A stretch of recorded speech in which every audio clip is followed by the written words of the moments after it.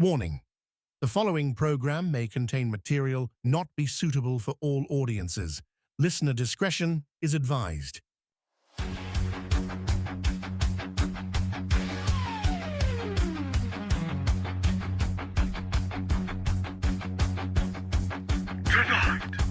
Flight of ducks unknown, our voice begins to rise, breaking through the noise with fire in its eyes. The spirit of adventure burning ever bright. Hold on tight, travelers, it's gonna be alright. Another week burning, halfway to the end. Bonus Overdrive, attend at the tears ascend. Bonus Overdrive, Wednesday night is here. Shatter the silence, conquer all your fear. Bonus Overdrive, the angels gonna scream. With Diego at the wheel, living out a dream.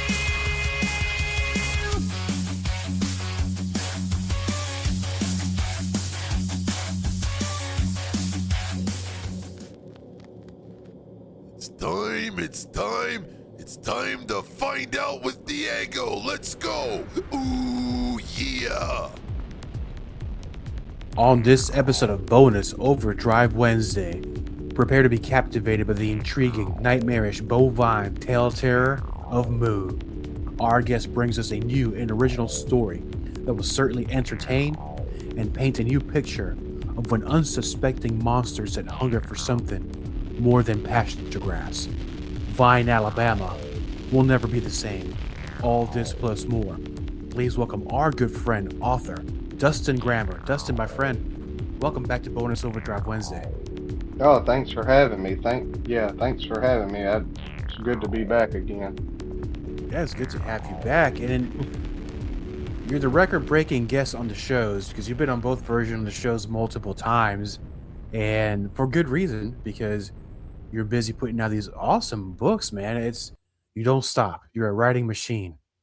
Oh, thanks. Yeah, I try. If I don't sit there and work on them, man, they just drive me crazy. So I have to find time to work. But I probably don't work on them as much as you think I do. But I try. I try to get some stuff done. Not as much as you and all these shows that you put out like twice a week. Oh no, well, I mean it's a little bit different. The process might be kind of the same, but every time we text at least what 2-3 times a week every once in a while. And sometimes on weekends, see what are you doing? And Oh it's like yeah. I'm writing something. I'm getting ready to sit down and type. I'm like, man. So which is kind of interesting. The last time I spoke to you, the other side of the graveyard was hot off the press. It just got released, and not too long after that, I think it might have been the very next day, you already started working on another book. I did, yeah. And then like now I'm not even working on that same book because as I've talked to you before, that the listeners wouldn't know, Moo was unplanned. So I think we went to the Fayette Memorial Library to an author event in November. And between like November and December, I'd started working on a different book. And I'm about on the sixth chapter of that. But then Moo came along because on the way to that library, my daughter, the whole spot where the idea even came from my daughter's whole life. She's been scared of cows because she's so tiny and there's cows all around here. And she would always say, I don't like them because I'm so small and I think they're going to eat me. So, like, the whole way to the library, we were just kind of like laughing and making up this story along the way. And then I kind of hit a little lull on writing the other project and just sat down one day and thought, what if I just, I'm gonna need a smaller book to travel with. And the other side of the graveyard ended up being a lot bigger than I anticipated. It's gonna be hard to move around with that many copies of that. So I was like, what if I wrote this book about these killer cows and just kept it really short and to the point, which it ended up growing a little bit past where I aimed. It reminds me of Dirt Road Tales. Let me ask why. Let me tell you why. Because you were also, as soon as you released your first book, you started working on what I thought at the time was going to be another compilation of horror stories into another book. One of those stories took a life of its own. It was the structure. It was its own release. Hmm. So with the idea of Moo, and we're talking about the idea of the structure, Moo, an independent book in itself. The structure started what would have been in a compilation. Did you tackle both kind of the same way? Because it took its own life. Yeah, I would, I kind of link the two together in a way. Yeah, the structure was initially supposed to be part of the other side of the graveyard. And once I started working on that, and we, I talked about that on the other episode where the inspiration for that came from. I just realized to really make the story worthwhile, it had to be more than like 40 pages because it was going to have just like the quick ending, but I didn't. I really was having fun writing that one. I liked the idea behind it, so I wanted to let that one live and breathe a little more. So, and I would say Moo because they're similar in size with pages and everything. That is kind of the same as another small town Alabama story with country people and all that. It's just a totally different story itself. But there's a lot of similarities. I wrote them both in about the same time of the year. So yeah, and honestly, right now I think that they've been my two most popular books out of the four. So I kind of may try to go that direction a little more often going forward. Well, we can actually add to that. And that was funny you mentioned that. I think it's because of the concept of the book. Because it's not just a typical horror book. It's very different. It's very original. And as long as I've been alive, even keeping up with horror books or even the movies, unless something escaped me, I think this is the first time where I've seen, or rather read, something about cows going out there and tearing the town up. Yeah. And they're the thing about it, like I was talking to my brother about it, and one thing I think he kind of liked was there's nothing incredibly extraordinary about the cows. Like they are just cows, other than their extreme need for survival. It caused at first in the beginning it caused one of them to become slightly more intelligent, like her brain connections adapted to survive into she gained a little bit more logic. So other than that, they're not zombies, they're not lab experiments, they're not like the full moon doesn't come out and they turn into were cows. They're actually it's just like a regular herd of cows that was starving and through desperation did what they had to do. They sure did, man, because as I'm reading this book, and I'm a big fan of your work, and especially on the ones where are compilations of short stories, there's always one or two stories that stick out, and then kind of like Other Side of the Graveyard, where that very first story, it was just like right there, like bam, right? Yeah. This one had a similar feel, although there was a build up to it because of the ways, and I don't want to give too much away because I don't like spoilers. I want everybody to go ahead and get their own copy of Moo, enjoy it just like I did. But the way you introduce some of the folks' demise is like sudden or very. You surprised me on some of these things, man. Oh well, good. Because and that was a challenge. I'm glad you said that because you made me think of this. The challenge with Moo versus some of my other stories is the lack of, I guess, a thrill or suspense. Because like in the structure, there's this big question mark through at least half of the book. Through a lot of my short stories, there's a big question mark. There's a suspense build. You don't, at least I hope, and I've been told this, so I guess it's true. I try to mislead a little bit, and you don't really know, or I would hope you don't really figure out where the story's going at first, and then the plot twist comes in, at least on a lot of them. But Moo, with it being direct from the very first page, basically, or at least the first chapter, had to be a little more creative because there's no surprise exactly with the cows other than like these guys are on the roll, they're doing these things that they're doing, and I guess the big question is what happens at the end, you know? And the other thing was I liked was maybe people would have varying opinions over because I wouldn't really say, you know, who's the real antagonist? Is it the cows or is it the people of Vine? And, you know, I could see, or at least I would hope people, you could get people on both sides of the fence or opposite sides of the fence where some people were rooting for the cows, you know, or maybe some were for the townspeople, that kind of thing. It was a kind of like a roller coaster of emotions. And as far as just like you mentioned, picking sides, like I really feel bad for the cows, but at the same time, not so much. But some of these cows have their very own personalities as well. So you not only they're not just like we're not talking about mindless zombies. We're talking about cows, but the evolution. It's a little I want to say interesting. It's a little disturbing on how their evolution throughout the book happens.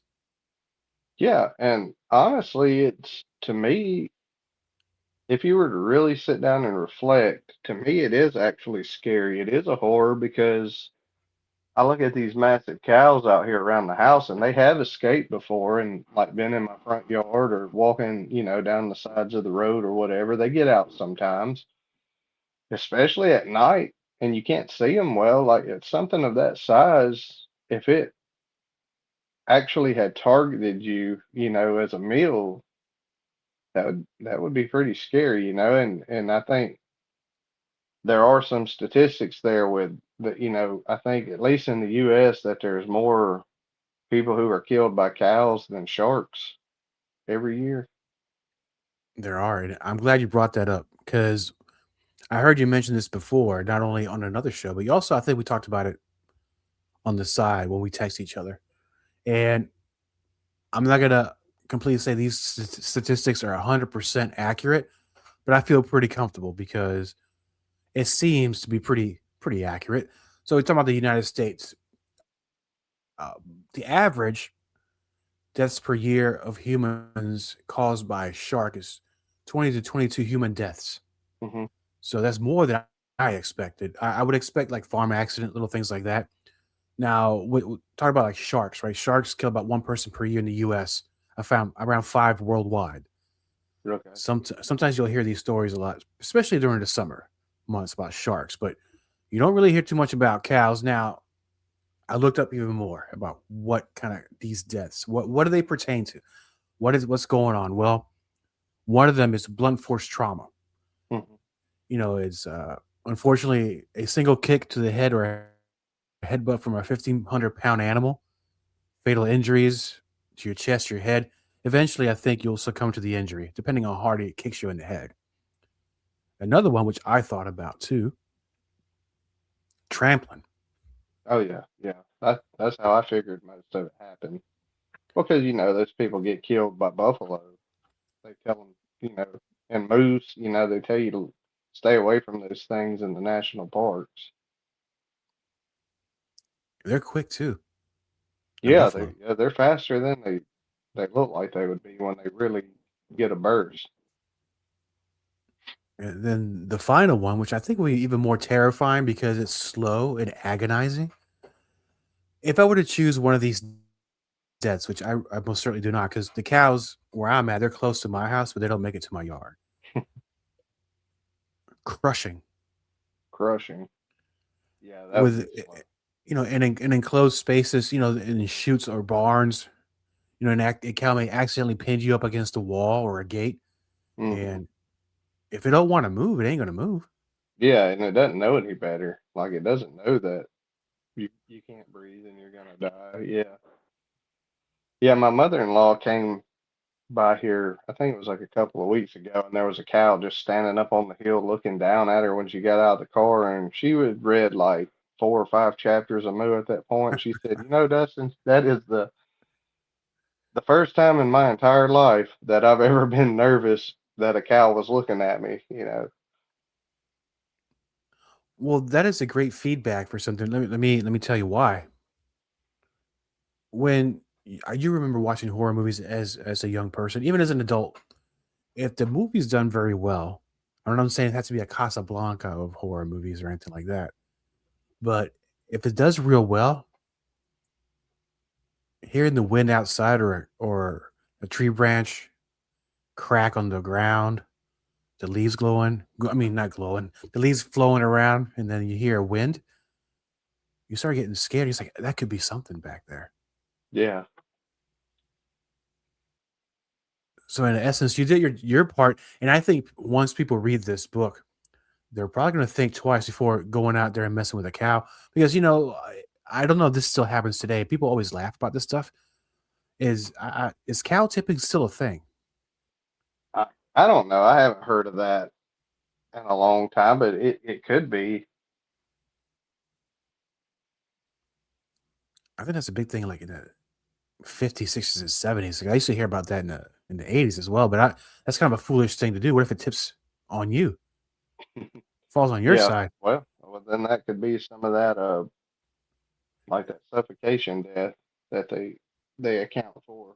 Uh, yeah, I mean, I even got a little nervous. I think you've seen a couple of my reels, and then one I included the cows, but I had to turn my back on them to make the video. And there's one I took several videos, and there's one where they kind of move really quick. One of them kind of like scuffed the ground, like move really quick, and there for a minute, man, I got a little nervous because like, dude, like, what if these guys get kind of wound up, like in the book, and it wouldn't take much. And my dad said the same thing that they almost knocked him over when he was trying to go out there and feed them, and he had like the bag of feed.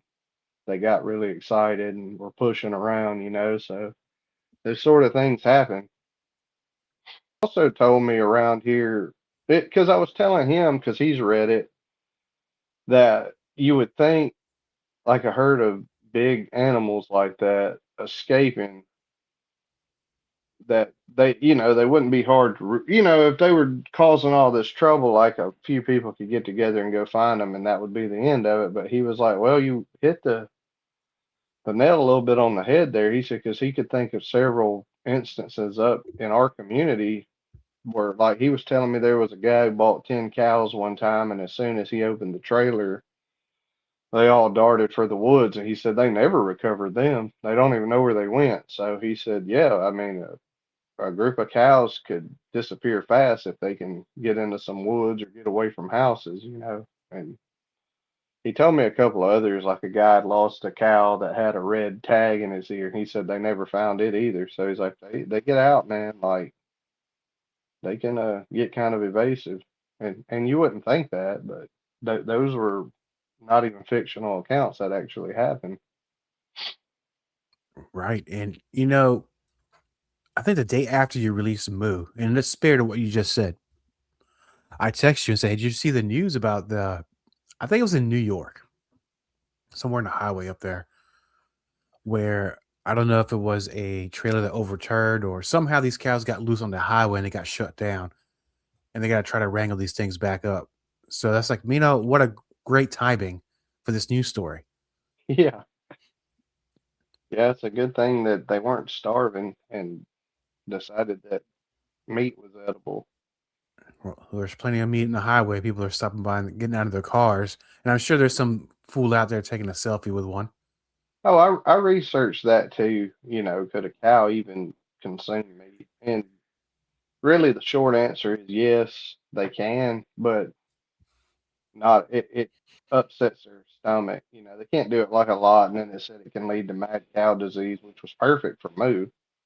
And there was a few little elements in there, I think, where I added the detail that some of the cows had gotten sick. They were kind of sickly there at certain points.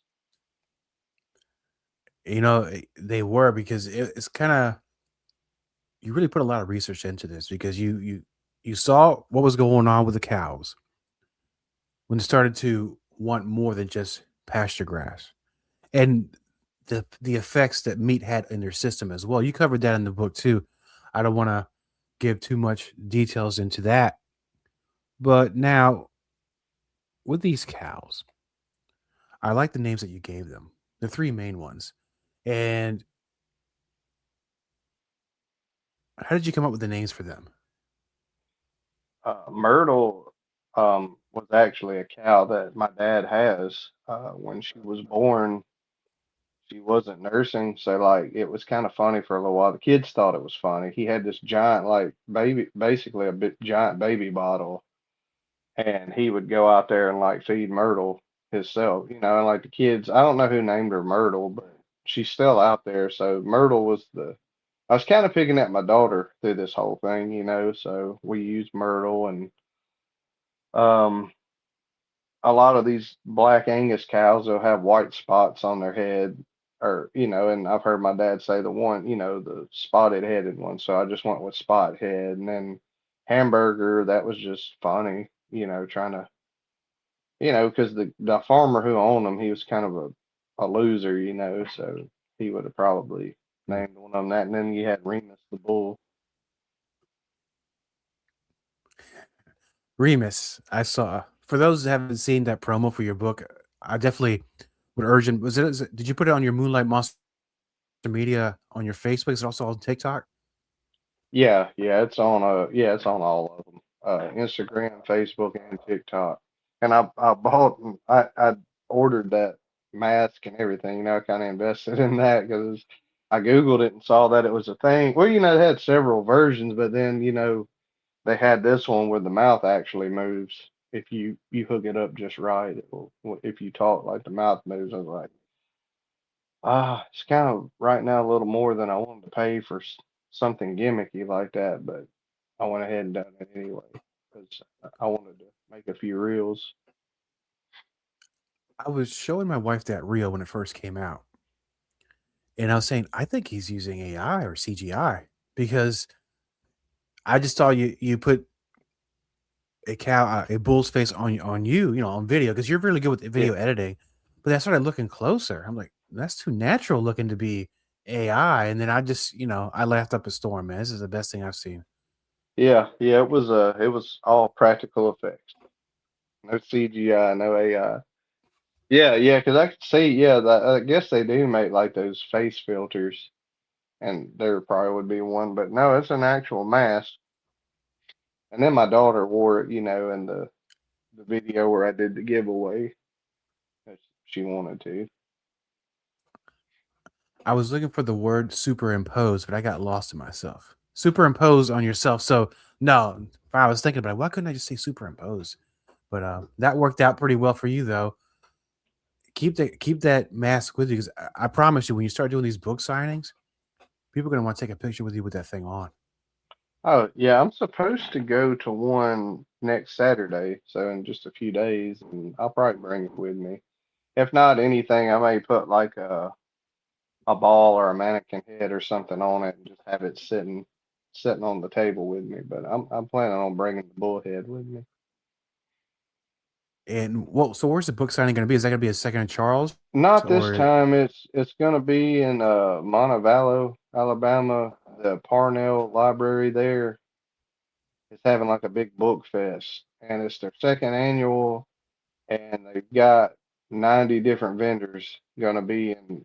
They have a park there called Orr Park. I've never been there before. It's not too far from me, and I've already seen the tent set up and the authors list, and I'm familiar with a couple of the names. I met one of the guys several times and read some of his books, and then one guy just I know his name through association with somebody else that I'm friends with, and I think he's the guy I'm going to be right next to, so I'll actually meet him in person. He writes a lot of uh, like Rougarou, like werewolf, dog man type books, so that should be fun. and I think they'll like Moo, especially Remus, had a heck of a time in the shine, but I'm not gonna get more into that. We'll talk. Every time I read something, I'm saying, man, something was happening in this book. You're laughing at me. He's like, yeah, man, keep reading. It gets better. And you're right. Well, a different question outside of it's Moo adjacent. If you were to ever start doing reels again, like the Terror Tuesdays, which it's been about a year since you've done those, Hmm. you think Remus would make a cameo in one of those? Oh yeah, for sure. Yeah. I've actually got an idea to make a horror type reel with the mask now. I just haven't done it yet. Oh yeah, yeah. I'm keeping the mask. If something doesn't happen to it, it'll definitely come back into play again at some time. Especially since I paid all that money for it. It's getting used. Oh no, it's definitely gonna get used, and it's gonna be highly entertaining to watch as well. Now, with Moo, this is now your fourth book, correct? Correct. Yeah. And I know that we all go through changes from a first book, second book, third book, fourth book, and so on. Because I know you're still writing. You're always doing something. Has your strategy changed between each book? And I know we all grow, we learn things different. Have you changed your formula? Or are you sticking with the same basics? it's kind of like a hybrid of that. It's So the first book, Dirt Road Tales of Horror, as I've told you like many times, I'm going back and reworking it because that was the first one I ever done. It was probably the first time I'd written anything down seriously in like 15, 20 years or something like, since school time. But I'd always like imagined writing a book. So I got in a hurry with that one. There were already a lot of ideas there. I'd already written just, like a title, an idea down and I'd run with it, and I kept them really short. So that one was a little bit more off the hip because I was going to try to make a channel where I told stories and then discuss the themes and all, and then eventually maybe had other authors on that kind of thing. So I ended up writing a book there. Uh, some of the others, especially like the stuff I'm working on now, I've gotten a little more note oriented. Like I'll get a notebook or I'll use my phone and I'll make little notes. And then I'm really surprised through the week as time goes by when I sit down to actually work on it. Like I'll read back to the notes and there's little details I'd thought of in a moment when I was almost asleep or hyped up on caffeine early in the morning or something. And thank God, I made the note because I forgot this little neat detail I wanted to put in. So I still just kind of sit down and just I'll kind of know like what the chapter or story's about, and I just kind of flow with it. But I have at the same time gotten better about making notes and trying to add a little structure to the way I do things. And now moving into your fifth coming up, and who knows? I mean, you read them pretty quickly, but I know this one you're really taking your time, as you mentioned, because this one's going to take everybody by surprise. I think that the subject matter and the time period where it's going to be. If you come out with this book by sometime the end of this year, before that, how are you going to travel with so many books, man? That's a lot of Um, books. well, I think the book that you're thinking of, I've already shifted gears into something else because I just had a random idea. Uh, like 2 weeks ago, leaving the grocery store, I looked into somebody's yard and I saw an object that just, I don't know how it happened, but I just had this insane new idea and decided to start making notes. So I'm kind of back and forth between like two different things right now. And I don't know how long the one I'm working on now is going to be. I don't anticipate it being like a huge book, and it may be the same size as Moo in the structure. It may run a little longer. I'm not sure, but the point of doing Moo with paired with the structure was to be able to travel with more copies. And most of the time when I travel or go somewhere, it's in driving distance, so that's not too bad. But I got accepted to be a vendor in the main, horror and paranormal con, their second one this year. So there's some little logistics there I'm gonna have to figure out. And I think you can ship a box to the convention center and pick it up. So I may use that as a way to get stuff up there. Just a long way. Oh, it is. You know what? You might be better off just renting a van or something. Just take it up there. Oh my gosh, man, I'd have to take off so many more days from work though, because I've driven. Me and my wife, when we got married, we drove up the East Coast as far as Salem and came back, and that was like I feel like we drove for like a whole week, which we were making little stops along the way, but that was so much time in the car. I'd hate to do that again right now. I don't blame you, man. I try to stay within a 100-mile radius of where I'm at. Anything after that, I'll fly. But That's just me. That's from years of traveling in the past, and I think I'm pretty settled where I'm at home. Now, shifting gears here, because I know that other than one episode, I always come up with some sort of interesting questions for you because you're a fan of hard rock, metal, blues.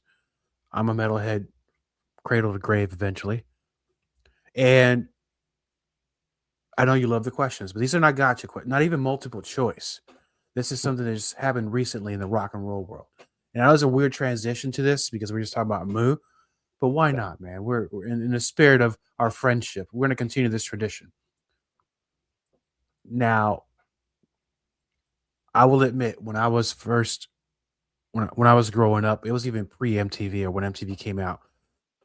We had cable every once in a while, but we really, the way you heard about bands is it has to be through a friend or you just happen to listen to them on the radio. And one of the very first bands that really kind of got me into hard rock and metal was Twisted Sister. And people have their opinions of the band. I liked them. I liked their look. When you're that age, they were like larger than life. Recently, there was news of them coming back in 2026 and touring again. Dee Snider has officially retired from Twisted Sister. Were you a fan of the band? Are you, I mean, before we even go into this? Yeah, I think I see where you're about to go with this because I saw the same headline. Never, not really big with Twisted Sister, not so much. I mean, I know who they are. I recognize a couple of their songs, but yeah, it was never a band that I followed as closely. Even though I And like that's their okay. metal. Yeah. Right. But we all have our ones that we like the most. But I would urge you, I mean, not urge you, but I would advise you, if you really want to listen to something really good, Hmm. go back to the earlier stuff. I mean, earlier, I mean, 1987 was the actual last real release. Everything was reissues, I believe, from there. But some real good stuff in there, some hidden gems, my opinion, of course. Oh, of course. Yeah, yeah, I'm sure. Later in the 80s, I was going to say about 87, 88, Skid Row came to play. Super huge with the first album. Sebastian Bach has one hell of a pair of lungs on him. I've seen him in his solo bands in the past. Not in Skid Row. Apparently, the rumor mill is, and it's on Facebook, so it's real. I have to believe it, that he is in line to be now the new lead singer of Twisted Sister, at least in this 2026 tour. Yeah. Knowing what you know about Skid Row, knowing what you know about Twisted Sister, do you feel Sebastian Bach is a good fit for that role? Do I think that he's a good fit? Yeah, I've seen his solo group too. Yeah, I think he's definitely capable of doing it. I just, man, there's so many bands right now though that don't even have original members, or they have like one left, and I feel like at a certain point, which that's not your question, but your question was he capable or is he capable? And I say, yeah, yeah, he's capable. I think at one point you have to take the route of some of these other groups where they just become a super group and go by some different name, because man, for 50 years you can't just keep being Twisted Sister if you're missing like Dee Snider. You know what I mean? Like what I'm trying to say with that, like, I do. And because are you in a way, Twisted Sister? I mean, he's in Twisted Sister, but is it still just Skid Row in a way? Because he was, you know, Dee Snider was kind of the face of Twisted Sister, like Gene Simmons to Kiss, but Sebastian's the same for Skid Row. So, like, I don't know. It's kind of weird to me. it it is. Now, the more I think about it, well, I'll peel back the onion here a little bit. When Crew got Joe Corabi, was he capable? Yes. Was it a good fit? Maybe not so much. When, and I know he was a second singer, but when Bruce Dickinson replaced Paul Di'Anno, it was gold. Not that Paul Yeah. Di'Anno was bad, but it just hit right, and they moved on forward. Enter Blaze Bailey. Not as great. Was he capable to be in the band? Yes. I don't think it translated. For this one, although he's a different type of singer for Sebastian Bach and Twisted Sister, I think he matches the attitude of Dee Snider. Hmm. And maybe that that's what's going to get him over the top. But you're right. There's only one original member left with his JJ French from back when it first started in 72, I think, 73. Yeah, it's like yeah, because also like Bruce Dickinson coming in and Iron Maiden, that was like early. That was early. That wasn't like 40 years, 50 years later. Right. That was in some formative years. And it's like Dio with Black Sabbath. It worked. It went a different direction, but it doesn't always work. But I don't know because it's like glam and hair metal's not really like a prevalent thing anymore, and it's just like you got all these old guys that are just they still have fans, and yeah, and their music's good, but there's like they're just still hanging on, and maybe they should call it something else and just do each other's music. I don't know. That one was when I read that I was like just kind of like Leonard Skinner, like those aren't the original guys. I think there was like one of those left, but for 20 years now they've been running around calling themselves Leonard Skinner. Most of those guys have been out or dead for a long time. It's not the same. It doesn't have the same feel to it, but they're still playing hits like written by the other guys. I don't know. It's going to be definitely a different feel. So I'm definitely looking forward to that. And I'm still going to go. I mean, I've never seen Twisted Sister. I saw D. Snyder solo stuff, but never in Twisted Sister. I guess I never will at this point.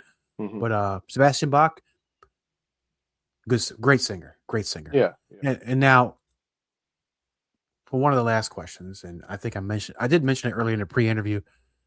I always like to get my updates. I know every once in a while you'll text me, say, I just saw him in town. And for the listeners out there, and for those who do listen in Alabama, because they do, I don't mean anything bad about this. I'm not making fun of the guy. I find this guy to be the most fascinating thing I've heard because it's a real story, but a real person that I think in a few years, my friend, he's going to be part of Alabama folklore, like straight up. So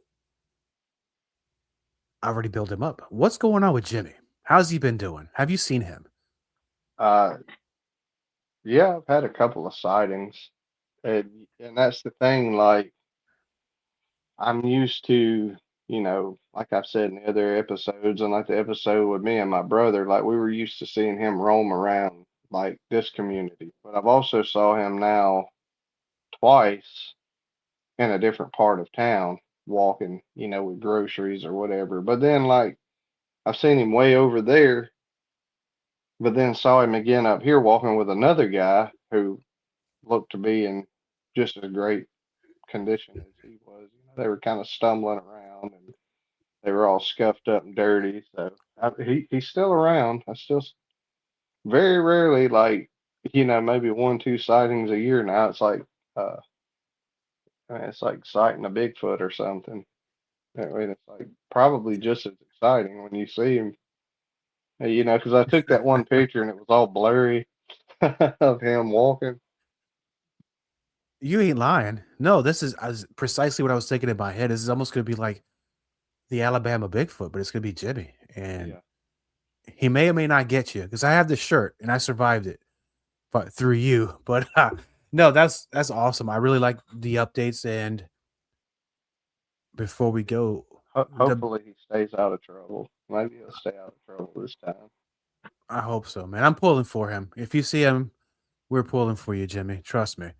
Now, for the ultimate question for the listeners of Bonus Overdrive Wednesday, they want to learn more about you, Moonlight Monster Media, and where they can get their own copy of Moo. Where can they find out?